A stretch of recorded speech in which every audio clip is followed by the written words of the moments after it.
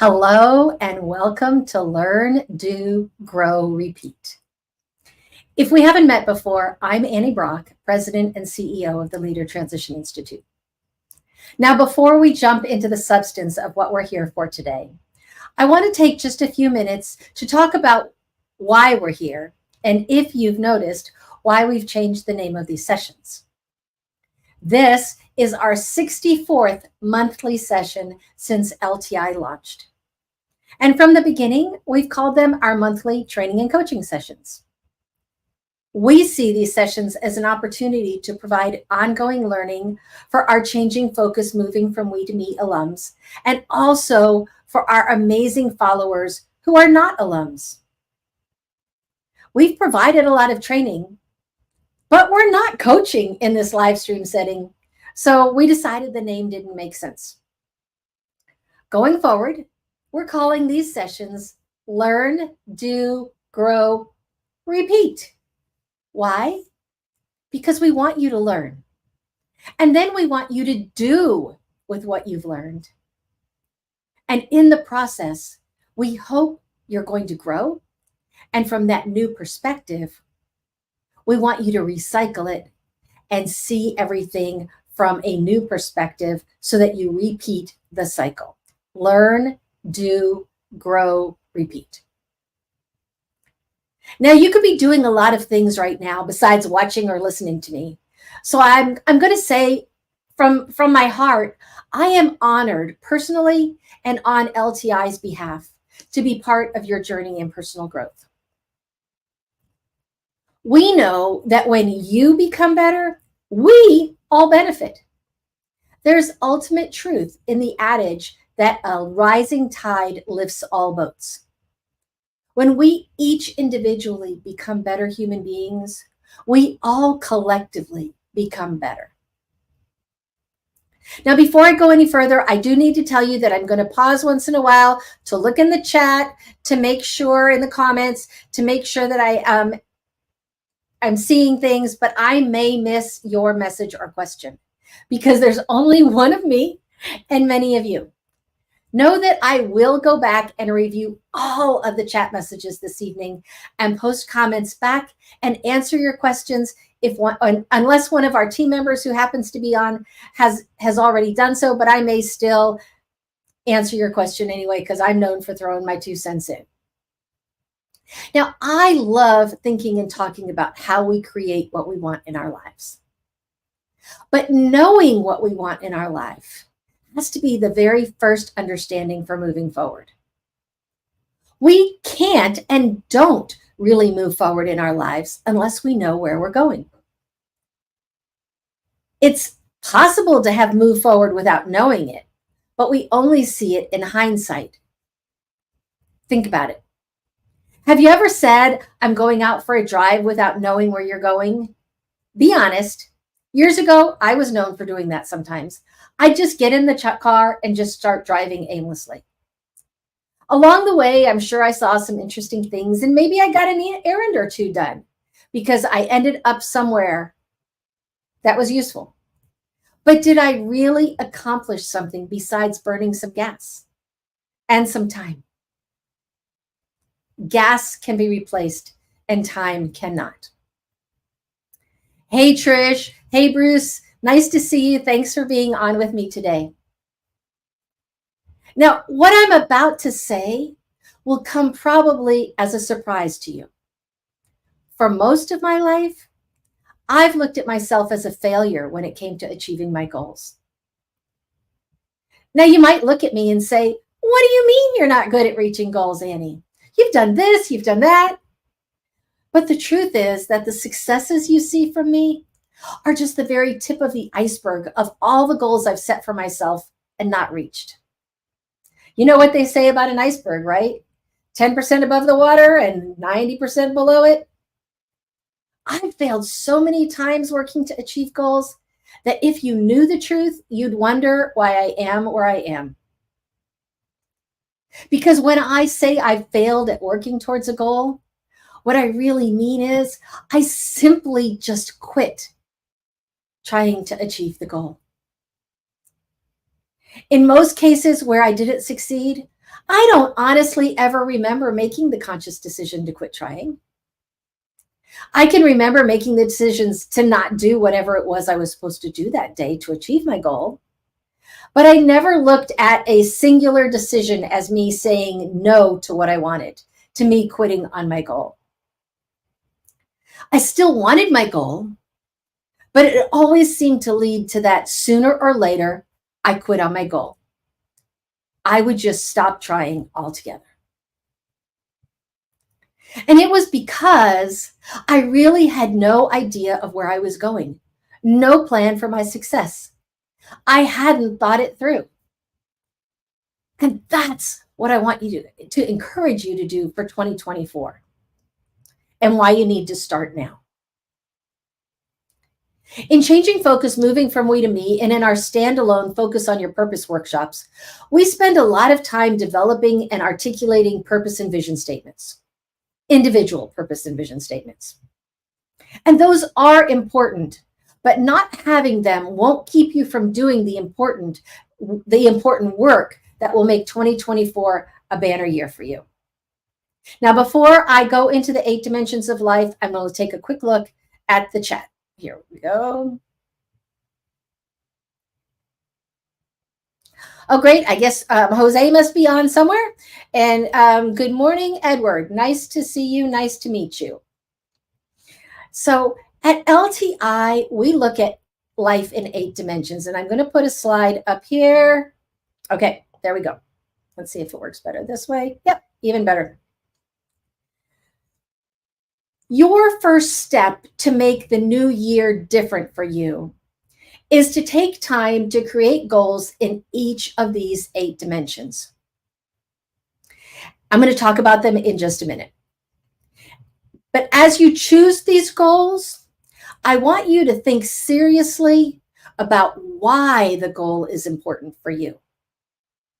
What will it accomplish? How will you be changed for the better? I want you to be honest with yourself in your answers.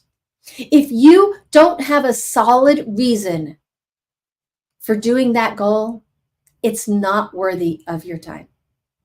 And you're going to eventually stop working on it. So be honest with yourself, but dream big. The two, there's not a dichotomy between the two. You can do big things when you're honest with yourself about why you want to do them. So let's talk about these 8 dimensions of life. I always start with the spiritual dimension. A lot of people are uncomfortable about talking about the spiritual dimension of life in the business, corporate sector, whatever. I think it's really important. We all have some kind of spiritual life. We believe in something. There isn't anybody, I haven't found anybody who doesn't believe in something or have some way of bringing faith into their life. So you have a spiritual component to your life, but your part of it may look significantly different from mine. Family? Wow, we all have families. Some are the families we're born into. Some are the families we choose. And some of us have fractured families. But fractured families are still our families. And I want everyone to be grateful for the people who are in their lives. Health. When we talk about health, we're not just talking about physical health, we're also talking about mental health. The two are intertwined. You can't talk about one without talking about the other. And so it doesn't make sense to have 2 separate dimensions. They are integrally involved in each other, and they work into all of the other 7 dimensions. You get one chance at life. Sometimes it gets interrupted by things that happen to us. But you have to take care of yourself. And if you haven't been doing that, and I will say I have been guilty of that this year, make 2024 different. You know, The things that are still left to be done by you, you can't do them as well as if you are not taking care of yourself. And the people who are counting on you in your life, they can't count on you if you don't take care of yourself. You know, I have a 94-year-old mother. She lives in rural New Hampshire. She lives by herself, but I take care of her long distance. So I have my own nuclear family, my husband. I have adult daughters that count on me to help them once in a while. We have a second grandbaby on the way in 2024. But all of these people are counting on me. And I can't take care of them. I can't be there for them if I don't take care of me. And so if you are thinking that not taking care of yourself if that taking care of yourself doesn't matter, I want you to take a few minutes and make a list of all the people who count on you. And for me, it's not just my family. My LTI team counts on me. I can't do my best for them if I'm not doing my best for me. So don't forget the people out of your family, out of your direct family, and those kinds of the friends that count on you. Think about all of the other people who are counting on you, and those are all reasons to take really good care of yourself, or the best care that you're able. Don't write your physical care off. Now, some of you are maybe in the middle of a transition of some kind, a career transition or a life transition. And so you're going to be focusing a lot of energy into that area in 2024. If you're already past a transition, like a military transition, you're a couple of years past that and you're getting established in the new part of your life, then you want to put your efforts into building your career. And so the career transition area, corporate, a career transition, that's one area by itself. Okay. And so depending on what stage of life you are in, is whether you'll focus on your career or whether you'll focus on your transition. If you're in your last couple of years of military service, whether that's active, guard, or reserve, it's time to do a good job at work, but your energy needs to go to your transition. Your career efforts need to go into your transition. You'll thank yourself later. Financial, whew! That's a ball of worms.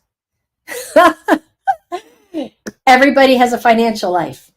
And one of the great things that we share with people who come through Changing Focus, Moving from We to Me, is they do an assessment called the Money Habitudes, and they learn about their financial habits and their financial attitudes and how that affects their spending, their giving, their saving, all of those kinds of things.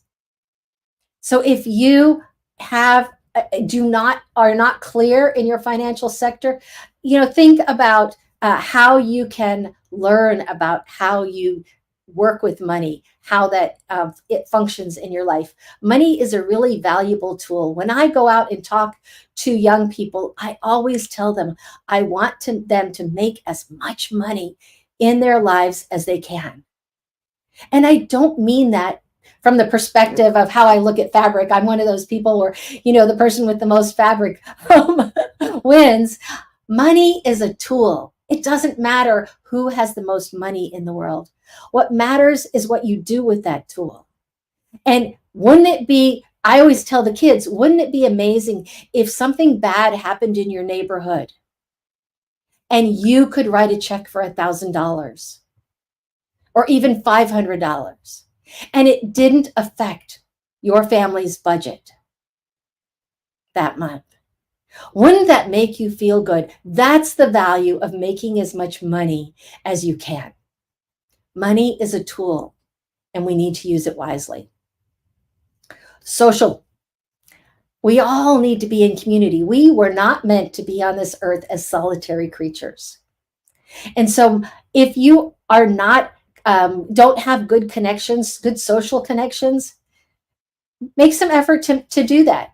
And I am one of those people who I think that if you have good social connections virtually, because you're in an area that you don't, or in a position where you're not getting out in person that much, I'm never going to discourage you from getting out in person, because being in person is so wonderful. But you can develop great relationships with people in the virtual arena. When our Changing Focus teaching team, or our LTI teaching team, hits the road to do corporate training, government training, people are always amazed at how well we work together after we tell them that we've only been together physically maybe 3 or 4 times previously over the years previous to that time. And that's because we've worked in the virtual arena to develop relationships. So if you are developing relationships and have a good social group in the virtual arena, don't write that off, but do try and get out into the area where you live and get to know some people so that you have some face-to-face, not screen-to-face contact. Love. There's more to life than just romantic love. And there are so many ways that you can get love and express love that has nothing to do with romance. And so I want you to think about, where do you get love? I saw a headline of an article. I honestly didn't read it because I didn't have time, and it wasn't that interesting to me, because the headline told me the most important part about it. And that was that sex is not as important as just physical touch. And so if you can be in community with people who give you a hug once in a while, or a dog or a cat or some kind of other animal that gives you love and affection, that's love. We're not just talking about romantic love when we talk about having love as a dimension of life. And last but not least is personal growth. The 8th dimension of life we'd like to talk about is personal growth. I want you to think about a tree. Have you ever seen a living tree that wasn't growing? Even when you go for a walk or look out in your neighborhood and see a really tall tree that seems dead, if you look up at the very top, you'll often find a green leaf growing, or somewhere along the side. And that will tell you that that tree that looks dead isn't dead. Plants that are alive are continuously growing. And I'm here to tell you that we need to be like trees and plants. As humans, we need to be continually growing.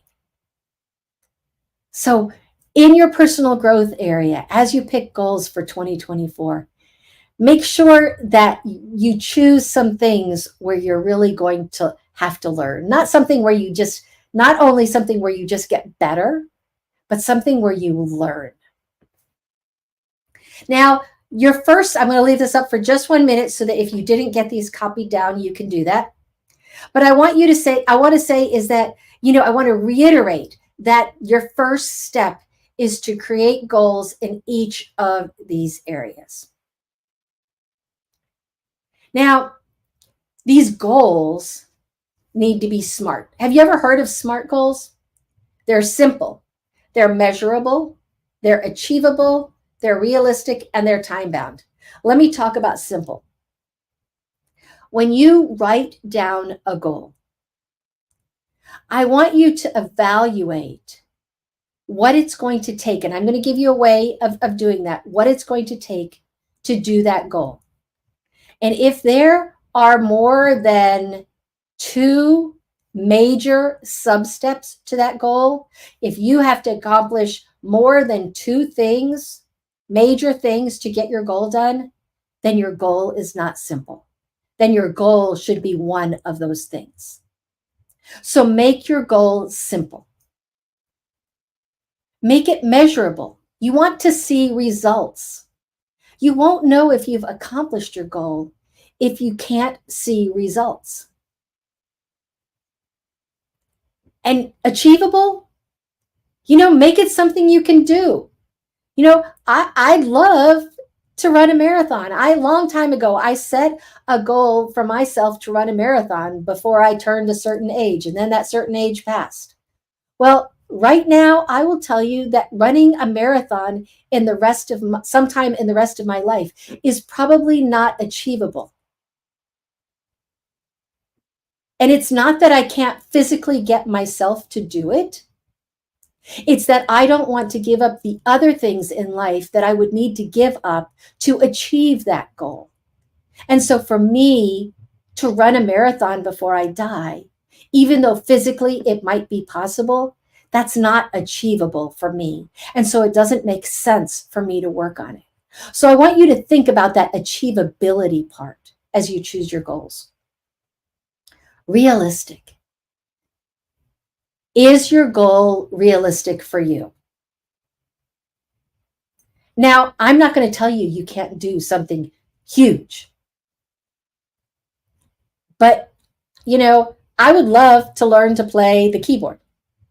And I've played at learning to play the keyboard.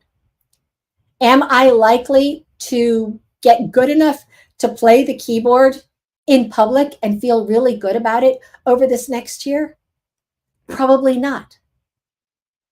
So for me to make a goal that I would be able to play the keyboard on a Zoom for my friends and feel good about what I had accomplished before the end of the year, that's probably not realistic. So think about what realistic means for you. And last but not least, a SMART goal is time bound. You've got to have a deadline. If you don't have a deadline to your goal, it's a dream. And I encourage you in each of these areas to maybe have some short-term goals that you can achieve in 1, 2, or 3 months, have some longer-term goals, and maybe have a goal that you achieve over the course of the year. And once you've selected your goals, you're going to need to get into the weeds with them. The first thing that you need to do for each of your goals is I'm going to ask you to write down what's required. What do you have to do to achieve that goal? Every little thing. What do you have to do to achieve that goal? There is nothing that you have to do for the goal that is too small to be on your list. Everything that is required to achieve that goal should be on your list. The next thing you want to do is the me part. You want to look at that list that you've created and ask yourself, what are the things that only I can do? Because there are lots of times in life that we can better achieve goals when we ask for help. We want people to cheer us on. Well, they'd love to help too sometimes, besides just cheering us on. And so perhaps there are some things on that required list that somebody in your family can do to help you, or that a friend can do to help you. There are very few things in life that only you can do every step of. Then I want you to evaluate what we call the Big Bang.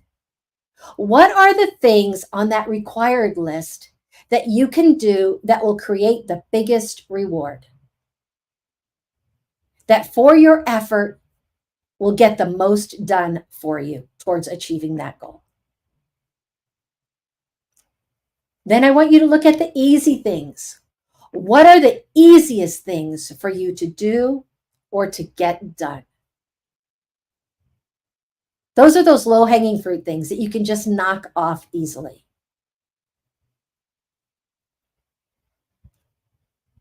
The last part of getting into the weeds is asking yourself, what is my next step? And you're going to look at your required list. You're going to look at the things that only you can do. You're going to look at those big bang things. You're going to look at those easy things. And you're going to pick one. And that's going to be your next step.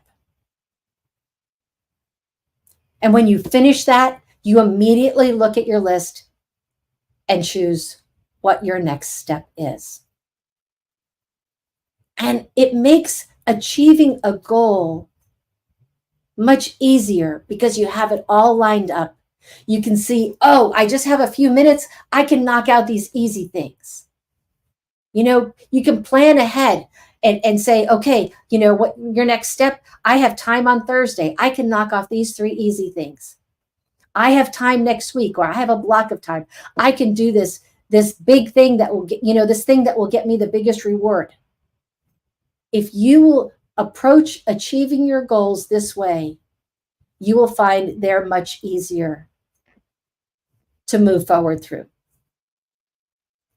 And then, after you have done this work for one goal in each of your 8 dimensions of life, so that you have 8 goals, I want you to start creating a vision board.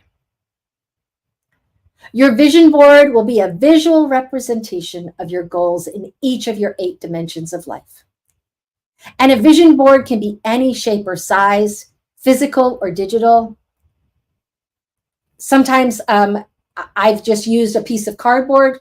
Sometimes I've just used a piece of paper. Right now, the one that I'm working on, and I'm not ready to share it yet, but I will before the end of the year. I bought what's called a game board from Amazon. It's just like, think of a board game that has a board that folds flat, and you just open it up and it's a plain white surface. Actually, I have it here because I haven't started on it yet. I've been working on it. So here, this is a game board. You can get something like this for less than $20 from Amazon. But however you decide to do your vision board is fine with you, because it's personal. It doesn't require anyone else's opinion. You can keep it to yourself, or you can share it with others. One of the things that I particularly like about doing a vision board, whether that's digital or physical, is that as you put your quotes, your words, your phrases, your pictures onto the board, you clarify your goals even more, because you're seeing that goal on the board. And the thing to know is that in general, most of us are more motivated to accomplish our goals when we can see them. And so vision boards are meant to be posted on a wall or in an area that you spend time in daily. Or if you have it on your phone, you need to make yourself a reminder or create a habit where you look at it in the morning, in the evening, maybe at lunchtime. If you make a physical board, you could take a picture of it and print out copies and put it in more than one place, but at least then you can take it with you. As you create your vision board, you're going to be thinking deeper into your goals, and they're going to become a deeper part of you. It's meant to serve as a physical reminder of the actions that you need to take to become who you want to be. These daily reminders, they'll give you the inspiration to move forward when you're working through challenging times. And creating your vision board can be fun and creative. So it can be stress reducing if you let it. You just have to relax and enjoy the process. Cutting and gluing is not beneath anybody. You don't need to organize or map out your vision board. If you're inclined to do that, it's not wrong, but there's no reason it needs to. Think about a collage you made in elementary school or high school. Your vision board is going to include images, poems, scripture, maybe even some stickers. Use whatever supplies or things that you deem fit for the size and shape of your board. Because maybe your board's not going to be a square. Maybe your board's not going to be a rectangle. Maybe it's going to be a circle or a star. Maybe it's just going to be on your device. A vision board can be a powerful tool if you create it and look at it at least once or twice every day. Let's talk for just a few minutes about whether your vision board should be physical or digital. I'm going to give you some pros and cons of each type so that you can think about what best fits your lifestyle and space. So obviously in a digital vision board, it takes up less space. It's portable and you can take it with you wherever you go. There's less cost involved because maybe you don't get magazines, so you don't have to buy anything or scrounge from a neighbor, and you can print out some free images, you can crop some free images using your laptop or your phone, and it makes it really easy to change your vision board that way without much extra cost or time involved. And for some people, it's more convenient because everything you need is right at your fingertips. But since everything on your digital vision board is not physical, sometimes it can be less creative and less thought requiring. And that doesn't cause you to dig as deep into thinking about your goal. For somebody like me, if I had a digital vision board, I wouldn't see it as often because my vision board is going on the wall right above my monitors right here. And for people who are not tech savvy, then you need to be tech savvy to create a digital vision board.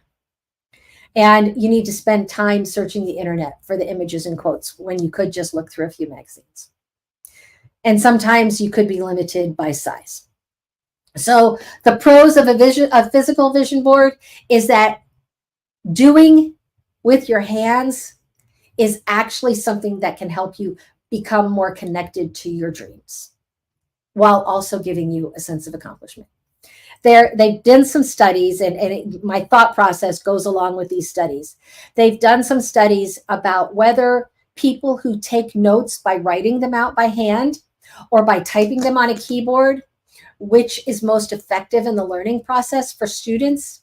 And they've actually found that writing them out by hand is more effective for ingraining into your brain. And so that's where I come from, the idea that actually doing the physical work will put the dream and put the goal more connected into you.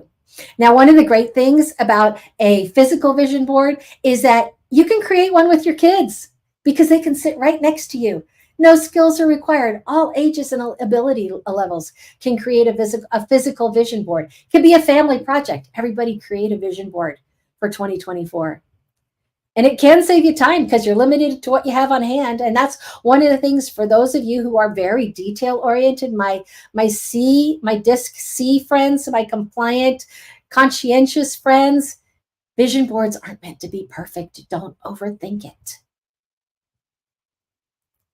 And there's no size requirement on it, a size limitation on a physical vision board. If you have a blank wall in your house or your office, you could actually make a vision board that covers the whole thing, or you could just do it on a small piece of paper. So generally, the physical vision boards can take more time and take more space, and you have to spend some money on some glue or tape or other supplies. Pros and cons of both the physical and the digital boards. What's best? It's just like when we talk about personality styles. There's no perfect kind of vision board.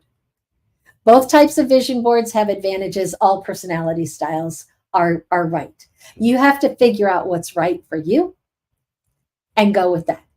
And maybe you do one kind of vision board this year and you find, that wasn't so effective. Or maybe you do it and you find a few months down the line, hey, I'd really like to sit down and create either the digital from the physical version or the physical version from the digital version. It's all up to you and what is best for your needs and preferences. So I hope you found this time to be useful, that it's given you food for thought as you prepare to finish out 2023 and move forward into 2024. As I said, I'm going to be looking down through the chat tonight. Thanks for being on with me today. I promise I will respond to the comments. If you have any questions, I'm going to put up my banner here with our email address, admin@leadertransitioninstitute.org. We welcome your emails, your comments, your questions. I'm also going to put up the link for registration for Changing Focus. If you're interested, that's not just the registration page, it's also the information page. So you'll find what you need there. And again, if you have any questions, please be sure to reach out. There's nothing worse than being alone with your questions. You're not alone. We're here for you. So please let us know how we can help you, how we can serve you. Thank you so much. Normally we do these sessions on the 4th Tuesday of every month at noon. We're going to break that in December. We're going to do it on December 18th. So it'll be the 3rd Tuesday in December. And so see you again right here, same place, wherever you're watching, whether that's on Twitter or Facebook or LinkedIn or YouTube. See you right back here at noon on December 18th. Bye for now.